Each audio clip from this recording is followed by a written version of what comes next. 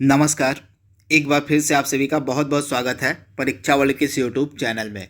दोस्तों, उत्तर प्रदेश लेखपाल भर्ती परीक्षा के लिए हमने टॉपिक वाइज इंपॉर्टेंट एमसीक्यूज़ की जो सीरीज शुरू की है भौतिक विज्ञान यानी कि फिजिक्स की, उसमें आज हम पढ़ने वाले हैं मात्रक यंत्र एवं पैमानों के बारे में। इससे जुड़े जितने भी इम्पॉर्टेंट आपके एमसीक्यूज़ बन सकते हैं जो आपकी लेखपाल की परीक्षा के लिए महत्वपूर्ण हो सकते हैं, उन सभी को आज के इस वीडियो में हम डिस्कस करने वाले हैं। तो चलिए वीडियो को शुरू करते हैं।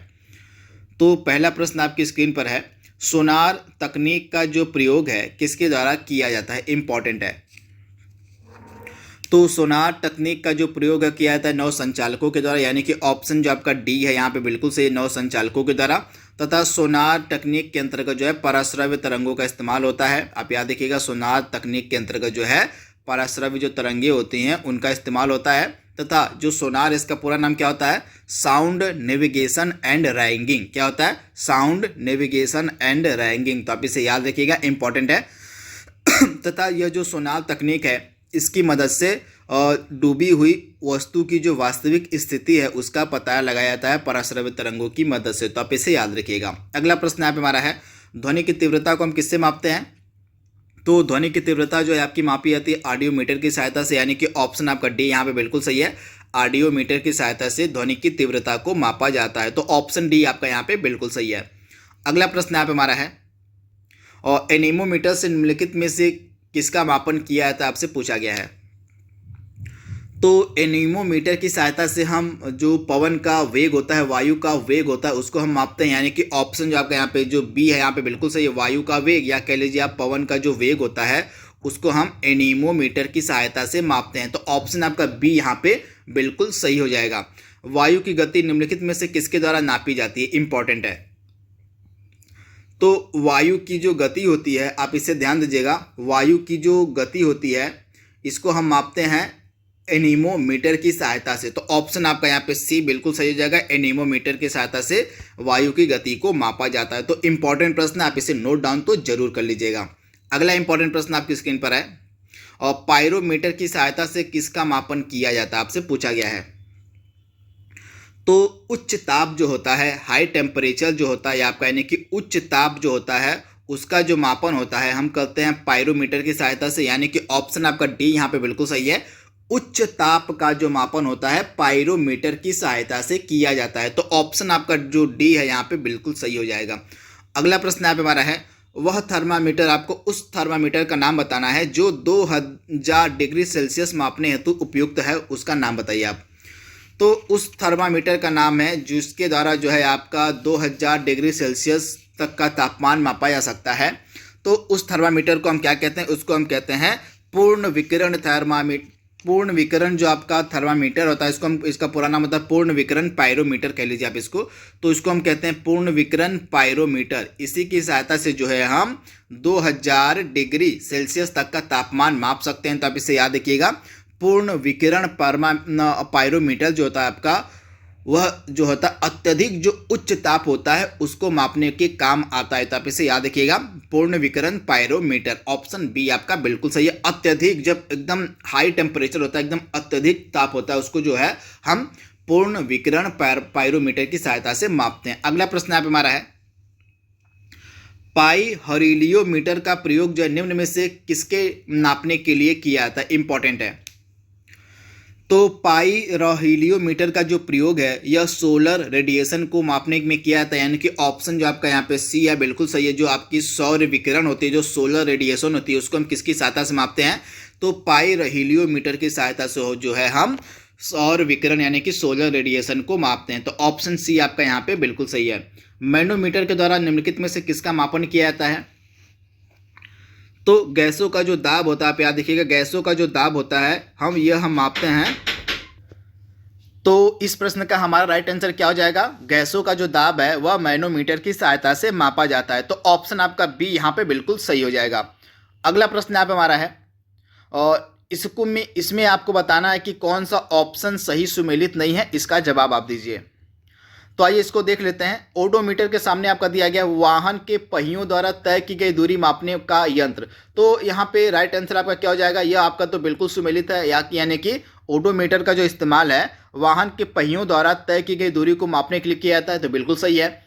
इसके बाद हाइग्रोमीटर का जो इस्तेमाल है आपका सापेक्ष आर्द्रता मापने के लिए किया जाता है, तो बिल्कुल सही दिया गया है। इसके बाद ऑडियोमीटर का जो मतलब उपयोग है ध्वनि तीव्रता मापने के लिए किया जाता है, तो बिल्कुल सही दिया गया। आपका जो ऑडियोमीटर होता है यह ध्वनि तीव्रता को मापने वाला यंत्र होता है। इसके बाद आपका जो एमीटर है यह विद्युत शक्ति मापक यंत्र नहीं है, बल्कि यह विद्युत धारा इससे मापी जाती है। क्या मापी जाती है, तो विद्युत धारा जो है आपकी मापी जाती है और मीटर की सहायता से। तो ऑप्शन आपका डी यहाँ पे सुमेलित नहीं था, तो आप इसे याद कर लीजिएगा।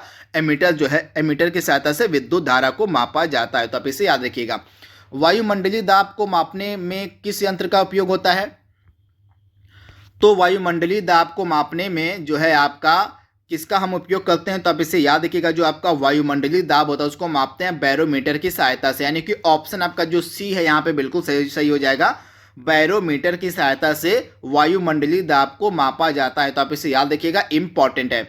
अगला प्रश्न यहाँ पे हमारा है, और दूध के घनत्व को किसके द्वारा मापा जाता है, इंपॉर्टेंट है। तो दूध का जो घनत्व होता है आपका इसको हम लैक्टोमीटर की सहायता से मापते हैं, यानी कि ऑप्शन आपका ए बिल्कुल सही। लैक्टोमीटर की सहायता से दूध का घनत्व जो है यह मापा जाता है, तो ऑप्शन आपका जो ए है यहाँ पे बिल्कुल ही सही जवाब हो जाएगा, लैक्टोमीटर।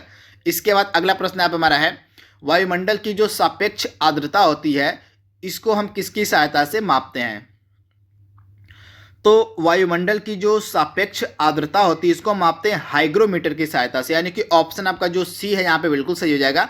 हाइग्रोमीटर की सहायता से जो है हम वायुमंडल की सापेक्ष आर्द्रता को मापते हैं, यानी कि ऑप्शन आपका सी यहाँ पे बिल्कुल सही हो जाएगा, हाइग्रोमीटर। अगला इंपॉर्टेंट प्रश्न आपकी स्क्रीन पर है, और रक्तदाब किसकी सहायता से मापा जाता है, इंपॉर्टेंट प्रश्न है।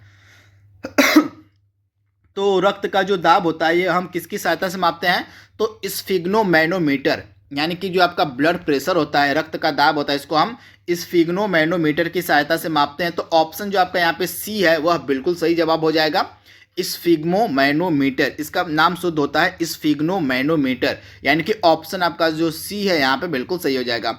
इसको आपको सुमेलित करना है सूची 1 को सूची 2 से, इसको देख लेते हैं। ये तो स्टेटोस्कोप का जो इस्तेमाल किसके लिए किया जाता है, तो हृदय की जो धड़कन सुनने के लिए, जो है हृदय की ध्वनि सुनने के लिए स्टेटोस्कोप का इस्तेमाल किया जाता है, यानी कि एक आपका हो जाएगा 3 हो जाएगा। स्फिग्नोमैनोमीटर का जो इस्तेमाल होता है आपका रक्तचाप मापने, यानी कि ब्लड प्रेशर मापने में, यानी कि आपका बी का क्या हो जाएगा, बी का हो जाएगा 4 हो जाएगा। इसके बाद कैरोटोमीटर से का इस्तेमाल किस लिए होता है, सोने की शुद्धता मापने के लिए, यानी कि सी का आपका हो जाएगा 2 हो जाएगा। और लक्स मीटर का इस्तेमाल होता है प्रकाश की तीव्रता मापने के लिए, यानी कि डी का आपका हो जाएगा 1। तो इस प्रकार से 3 4 2 1 आपका सुमेलित कर दिया गया है। इसको आप देख लीजिएगा, 3 4 2 1, इसको आप एक बार मिलान कर लीजिएगा, एकदम सटीक हमने मिलान यहाँ पे कर लिया है।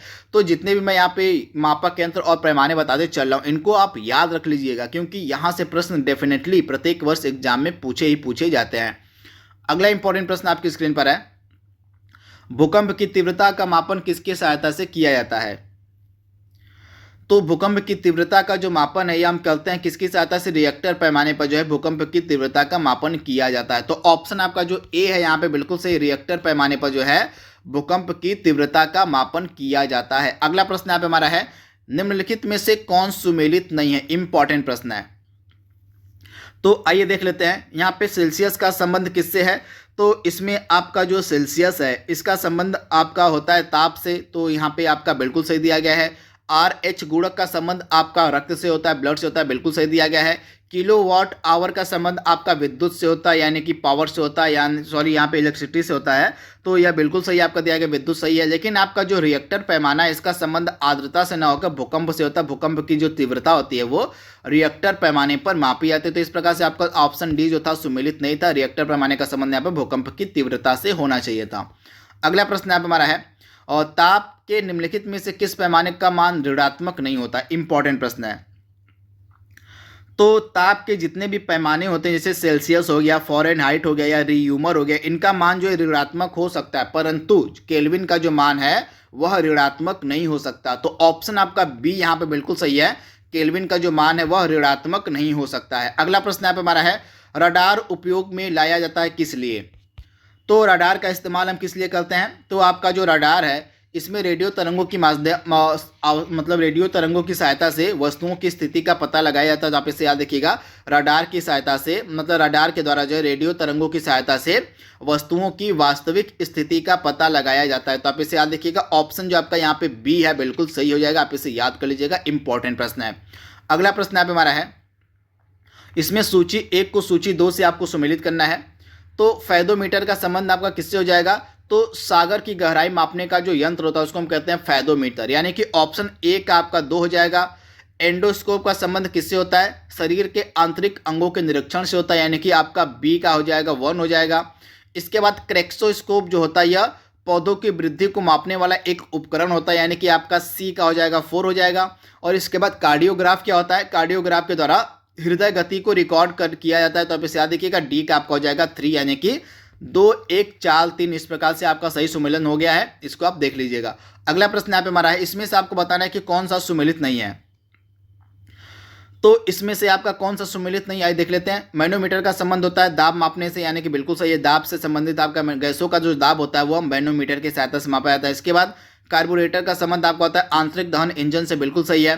कार्डियोग्राफ का संबंध आपका होता है हृदय गति से, लेकिन यहाँ पे जो सिस्मोग्राफ है इसका संबंध पृष्ठ तल की वक्रता से न होकर यह भूकंप से संबंधित आपका होता है सिस्मोग्राफ। तब इसे याद रखिएगा, ऑप्शन डी आपका यहाँ पे सुमेलित नहीं था। आज का हमारा लास्ट प्रश्न आपकी स्क्रीन पर है, झूठ का पता लगाने वाले यंत्र का क्या नाम है? तो झूठ का पता लगाने वाले यंत्र का नाम होता है पॉलीग्राफ। पॉलीग्राफ की सहायता से जो है हम झूठ का पता लगा सकते हैं। तो ऑप्शन आपका जो ए है यहाँ पे बिल्कुल सही है। तो दोस्तों यूपी लेखपाल परीक्षा के लिए जो सेकंड टॉपिक था फिजिक्स का मापक यंत्र एवं पैमानों का, उसको हमने यहाँ पे कंप्लीट कर लिया है। आई होप यह सीरीज आपको पसंद आएगी। आज के लिए बस इतना ही। इसका अगला भाग हम जल्दी अपलोड करेंगे। तब तक के लिए thank you, thanks for watching, thank you.